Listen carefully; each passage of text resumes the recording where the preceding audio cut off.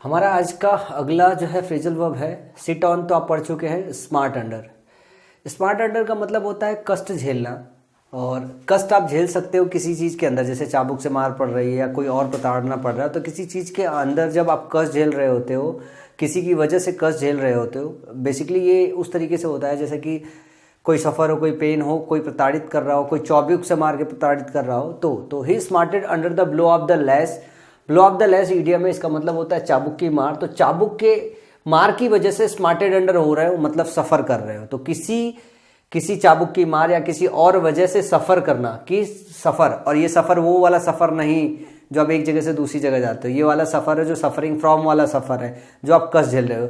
तो किसी चीज़ की वजह से कष्ट झेलना स्मार्ट अंडर होता है। और टू बी अफ्लिक्टेड विथ, ग्रसित होने के सेंस में भी इसका इस्तेमाल किया जाता है।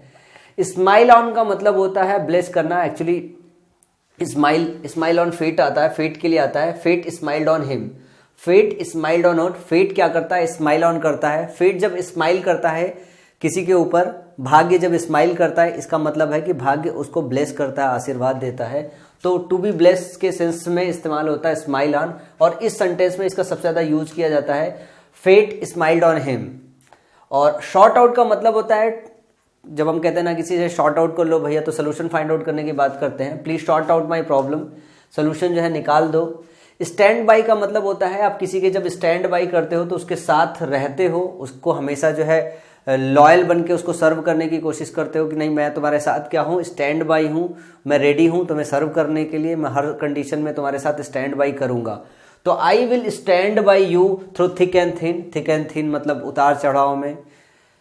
स्टैंड फॉर का मतलब होता है टू रिप्रेजेंट करना, या फिर इसका मतलब मीनिंग के सेंस में भी इस्तेमाल करना हो तो सपोर्ट करने के सेंस में इस्तेमाल होता है।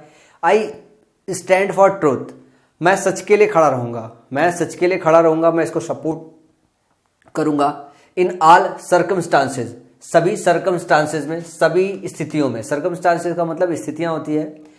स्टैंड आउट जब आप करते हो तो नोटिसेबल होते हो, डिस्टिंक्ट होते हो। तो जब आप स्टैंड आउट होते हो, कोई मान लो गेम वगैरह है, उसमें जब आप स्टैंड आउट करते हो तो आप नोटिसेबल हो जाते हो, ठीक है। ओइंग टू हर एफिशिएंसी, अपनी एफिशिएंसी की वजह से she stand out among all the employees, जितने भी एम्प्लॉयज है, मतलब बहुत सारे कंपनी में एम्प्लॉयज है और वो अगर स्टैंड आउट कर रही है मतलब नोटिसेबल हो रही है, बहुत अच्छा परफॉर्म कर रही है, उसकी एफिशिएंसी अच्छी है, ठीक है।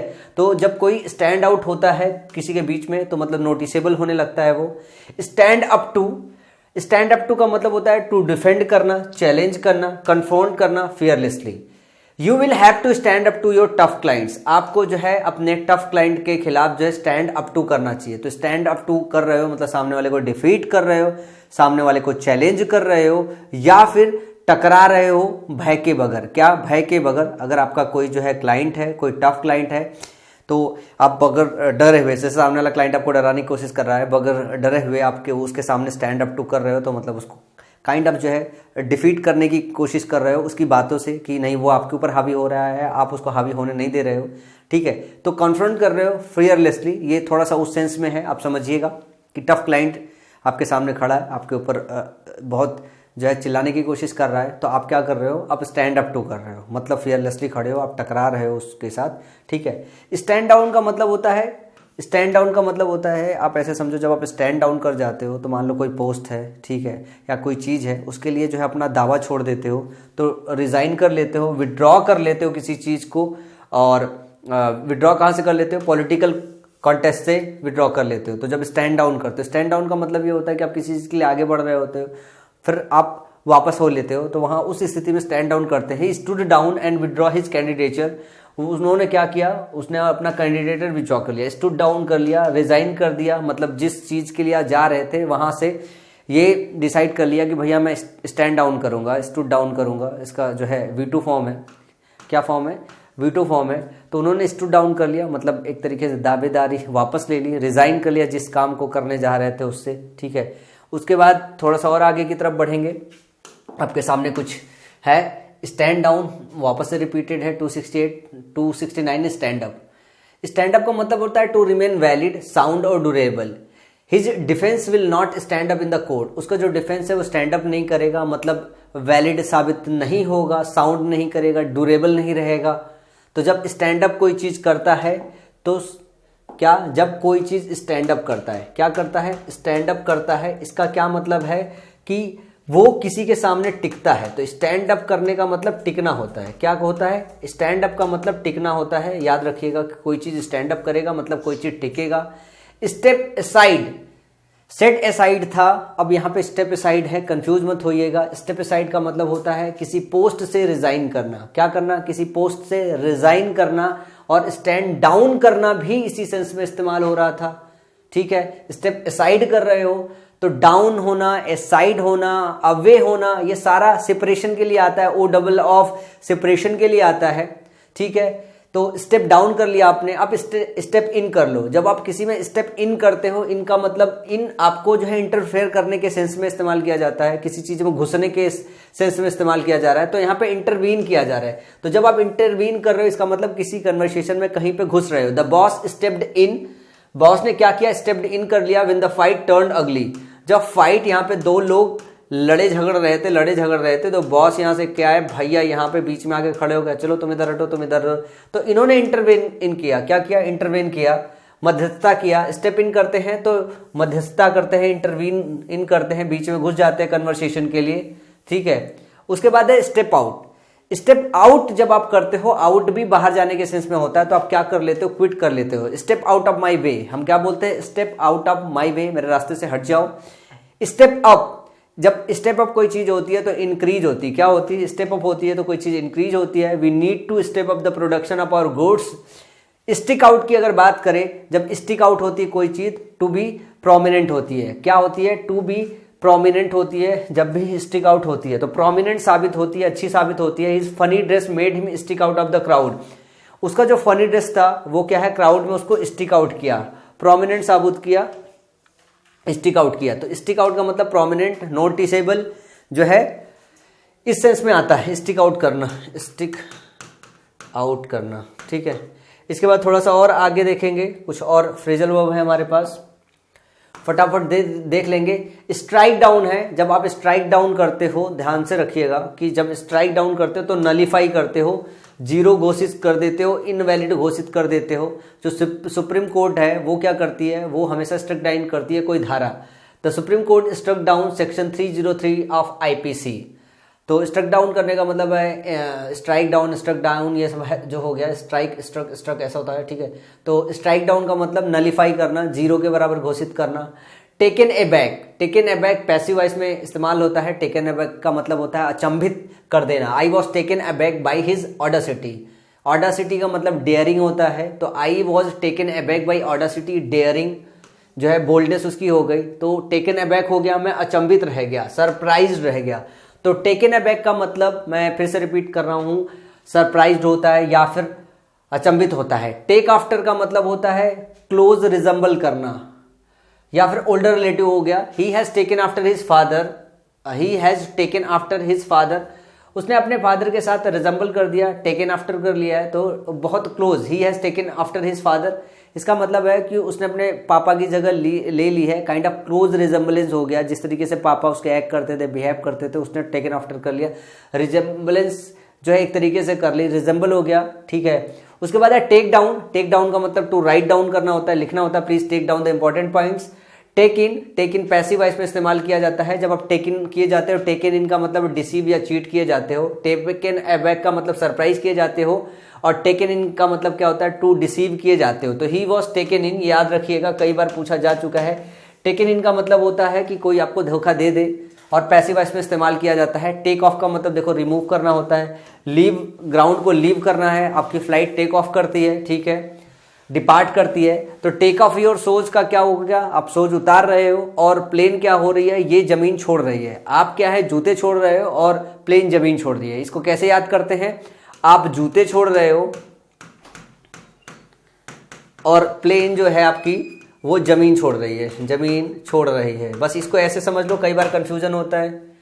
ठीक है, टेक ओवर का मतलब होता है रिस्पॉन्सिबिलिटी लेना। जब हम किसी को ना चार्ज, मतलब जो रिस्पॉन्सिबिलिटी है या कोई और चीजें हैं वो हम क्या करते हैं, जो है किसी को टेक ओवर कराते हैं। तो a new secretary has taken over the key post. अब नए सेक्रेटरी ने क्या किया है, की पोस्ट ले लिया है, तो जब टेकन ओवर किया जाता है तो कोई जॉब पोस्ट ले लिया जाता है, रिस्पॉन्सिबिलिटी ले लिया जाता है। Take someone for think one to be someone else, जब हम टेक समवन फॉर करते हैं किसी को तो किसी और की तरह लेते हैं। I took him for my nephew, मैंने उसे क्या लिया, अपने नेफ्यू की तरह लिया। तो जब मैं किसी को टुक फॉर करता हूं या टेक फॉर करता हूं, किसी को टुक फॉर करता हूं तो मैं उसको कुछ और समझ लेता हूं। तो टेक फॉर करने का मतलब है कुछ और समझना,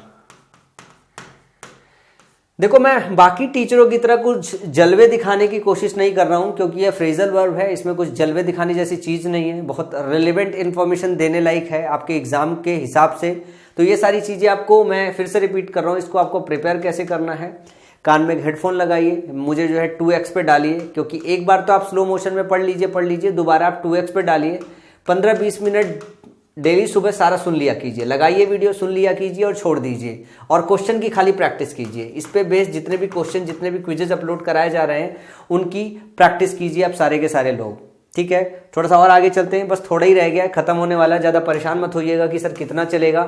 टेकन टू का मतलब होता है, जब आप टेकन टू होते हो तो आप एडिक्टेड हो जाते हो। जैसे मैं बोलूं कि मैं एडिक्टेड हो गया हूं माई पाठशाला पे जो है काम करने के लिए, कोई अल्कोहल, कोई ड्रिंकिंग, कोई और चीज में टेकन टू हो जाता है। तो जब टेकन टू होते हो तो आप क्या हो जाते हो, लती हो जाते हो। टेकन टू का मतलब होता है लती होना, क्या होना, लती होना। टेक अप का मतलब होता है to begin to pursue.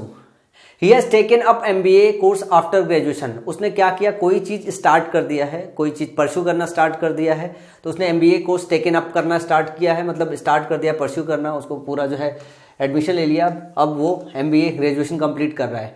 Tone down करना, इंटेंसिटी किसी चीज की कम करना। जब आप टोन डाउन करते हो तो आप इंटेंसिटी कम करते हो। तो फॉर एग्जांपल कि अगर कोई आवाज उठाता है, उसकी आवाज दबा रहे हो, उसकी इंटेंसिटी कम कर रहे हो तो टोन डाउन कर रहे होते हो। टच ऑन अपॉन करते हैं, क्या करते हैं, टच ऑन अपॉन करते हैं, तो to deal with a topic, और ये पैसिव वॉइस में इस्तेमाल होता है, इन पैसिंग लिखा हुआ है, पैसिव वॉइस में इस्तेमाल किया जाता है, कुछ स्पेलिंग एरर है। He did not touch upon the important aspect of socialism in his speech, ठीक है। He did not touch upon the important aspect of the, passive voice का नहीं है, in passing लिखा हुआ है, just hold down just a second, touch on upon, to deal with a topic, ठीक है। चलो इसको छोड़ो, आप क्या लिखा हुआ है आप इस चीज को समझो और उसमें इरेज कर लेना आप लोग, उसमें मिले, मैं आपको इसकी मीनिंग समझा देता हूँ। He did not touch upon the important aspect of the socialism in his speech, जब आप स्पीच दे रहे होते हो तो उस स्पीच में अगर आप टच ऑन या फिर टच अपॉन नहीं करते हो तो मतलब किसी चीज के विषय में डिस्कशन नहीं करते हो। क्या नहीं करते हो, किसी चीज के विषय में, किसी टॉपिक के बीच में डिस्कशन नहीं करते हो। तो टच ऑन अपॉन का मतलब क्या हुआ कि आप किसी टॉपिक के बीच में आप स्पीच वगैरह दे रहे होते हो तो किसी इंपॉर्टेंट चीज पे आपको बातचीत करना चाहिए, आप बातचीत नहीं करते हो तो आप उसको छूते नहीं हो। इस तरीके से समझ लीजिए कि किसी इंडिविजुअल पॉइंट पे आपको थोड़ा सा उसको डील करना था, उसको डिस्कस करना था, लेकिन आपने क्या किया, उसको टच ऑन अपॉन नहीं किया, मतलब उसे नहीं छुआ, ठीक है। टचअप फाइनल टचअप दिया जाता है, याद है ना। To improve by making minor correction, last में मतलब सब कुछ हो रखा हो, लास्ट में जब आप करते हो ना, फाइनल करेक्शन दे रहे होते हो, छोटे छोटे करेक्शन दे रहे हो, उसको टचअप बोलते हैं। द आर्टिस्ट, अब इसको याद रखिएगा, आर्टिस्ट क्या करता है, टचअप देता है। आर्टिस्ट क्या करता है, टचअप देता है, और यही आता है the artist touch up their makeup before the camera is switched on. Toy with, जब आप टॉय विथ करते हो तो प्ले विथ करते हो, खेलते हो। You are toying with my dream project, ये याद भी रह जाता है। टॉय विथ का मतलब होता है प्ले विथ। टॉय खेलने से रिलेटेड वर्ड, ये टॉय बच्चों का खिलौने को बोलते हैं, तो प्ले विथ होता है, टॉय के साथ विथ लगता है, बस इतना आपको याद रखना है। ट्राई ऑन जब आप करते हो तो कोई चीज पहनते हो, ठीक है, टू ट्राई समथिंग ब्रीफली, और कि वो कोई चीज फिट है कि नहीं फिट है। I tried this new dress but it did not fit me. Turn down का मतलब होता है आप रिफ्यूज कर देते हो, रिजेक्ट करते हो किसी चीज को। ही टर्न डाउन माई ऑफर, उसने मेरा जो ऑफर है वो टर्न डाउन कर दिया है। थोड़ा सा और रह गया है, और चलते हैं, देखते हैं और वापस देखते हैं कुछ मिसिंग तो नहीं है। 291 एक स्लाइड मिसिंग है, वो आपके उसमें चला जाएगा, आप लोग पढ़ लीजिएगा। ये 292 से 296 तक आपके पास नहीं है यहाँ पे, तो ये मैं आपके उसमें दे दूंगा, 4-5 है, आप पढ़ लोगे। और इतना मुझे लगता है, उम्मीद है आपको समझ में आ गया होगा। जब आप वियर करते हो तो टू ट्राई करते हो ग्रेटली, जब आप वियर आउट करते हो तो आप क्या करते हो, उसे टायर करते हो, ट्राई नहीं करते हो, टायर करते हो, टायर गेटली या गेट डैमेज्ड, उसे खराब कर देते हो। The labourer started wearing out, जो लेबरर्स है उसने क्या कर दिया है, टायर होने लगा। टायर मतलब थकना होता ना, tired tired tired tired tired tired, to tired greatly, थक जाना होता है, और या फिर डैमेज्ड हो जाना होता है। क्या होता है, वियर आउट का मतलब होता है टायर हो जाना होता है या फिर डैमेज्ड हो जाना होता है। वे डाउन, वे डाउन का मतलब क्या होता है, टू मेक एनेक्सियस होता है या फिर बर्डन होना होता है, वे डाउन करना। Men were weigh down with added responsibility, जो आदमी है वो वे डाउन हो रखे हैं, मतलब वो बहुत ज्यादा बर्डन हो रखे हैं, किससे, वो एडेड रिस्पॉन्सिबिलिटी से। तो वे डाउन का मतलब होता है कि एडिशनल बर्डन होना, वे डाउन, वेट बहुत ज्यादा वेट बढ़ रखा, उससे याद रख सकते हैं आप, वे डाउन होना। वाइल अवे, वाइल अवे का मतलब होता है स्पेंड टाइम करना, लिजरली, बड़े आराम से मौज मस्ती में गुजारना समय। Don't while away your time, अपना टाइम जो है मौज मस्ती में मत गुजारो, तो वाइल अवे, ठीक है। वर्कअप, वो जब आप वर्कअप करते हो तो इंटेंसिफाई करते हो ग्रेजुअली, ठीक है। I am slowly working up to 50 situps per every day. देखो आप लोगों को क्या करना चाहिए, जो अपनी तैयारी है वो वर्कअप करना चाहिए, धीरे धीरे उसको इंटेंसिफाई करना चाहिए एग्जाम आने तक, ठीक है। राइट ऑफ का मतलब होता है टू डिसरिगार्ड करना, ठीक है। इनकॉन्सिक्वेंशियल, एज ए इनकॉन्सिक्वेंशियल करना है आपको, क्या करना है, राइट ऑफ का मतलब है टू डिसरिकॉर्ड करना, as inconsequentials. The critics wrote of the author, the critics wrote of the author soon after the release of his first novel. जैसे पहला नोवेल आया, क्रिटिक्स ने क्या किया, रोट ऑफ करना चालू कर दिया, मतलब डिसरिगार्ड करना चालू कर दिया। क्या, डिसरिगार्ड करना चालू कर दिया। रोट ऑफ का मतलब ऐसे भी समझ सकते हो कि क्रिटिसाइज करना चालू कर दिया है, कि चीजें ठीक नहीं है, कोई चीज सीक्वेंस से नहीं है, तो डिसरिकॉर्ड कर दिया ये कह के कि वो सीक्वेंशियल नहीं है। क्या नहीं है, वो इनकॉन्सिक्वेंशियल है या सीक्वेंशियल नहीं है, तो राइट ऑफ इस मीनिंग में इस्तेमाल होता है। ये टोटल रहे आपकी 6 ऐसे, और इसमें है जो मिसिंग है, स्लाइड में नहीं आ पाई है, वो 6 के 6 आपको जो है पीडीएफ में मिल जाएगी, उसकी तैयारी आप खुद से कर लीजिएगा, मैंने काफी सारा हेल्प किया है। अब इस पे और देखो, अब प्रीपोजिशन आप ध्यान से देखिएगा, प्रीपोजिशन, फिक्स प्रीपोजिशन,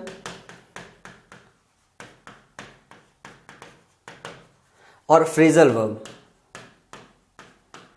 ये तीनों से मिला के आपके प्री प्लस मेंस में जहां तक हर बार पेपर आता है, जो पैटर्न चलता है, वो तकरीबन 10 नंबर कवर होते हैं। 10 नंबर से कम आपके इससे आते नहीं हैं। तो और एक दूसरी चीज है, ये 10 नंबर डिफिकल्ट वाला पार्ट है, इजी वाला पार्ट नहीं। जब भी आपके एग्जाम में आता है तो ये हमेशा डिफिकल्ट लगता है। अगर आपकी इसकी तैयारी कर ली, जितना मैंने आपको पढ़ाया है, प्रीपोजिशन के पूरे रूल और फिक्स प्रीपोजिशन और फ्रेजल वर्ब, साथ में इसके सारे के सारे क्विज, कितना, सारे के सारे क्विज जो आपके पेड कोर्स में अपलोड है, वो पूरा का पूरा प्रैक्टिस करना है। साथ में मॉक में होने वाली गलतियों को नोट डाउन करना, मॉक में होने वाले एरर्स को नोट डाउन करना है, ध्यान करिएगा।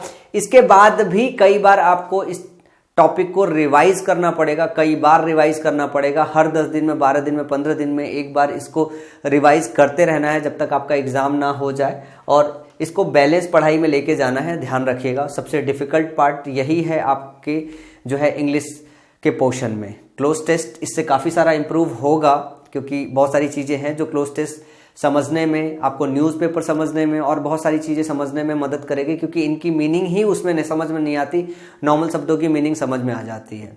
होप सो आपने जो है फ्रेजल वर्ब का लेक्चर एंजॉय किया होगा।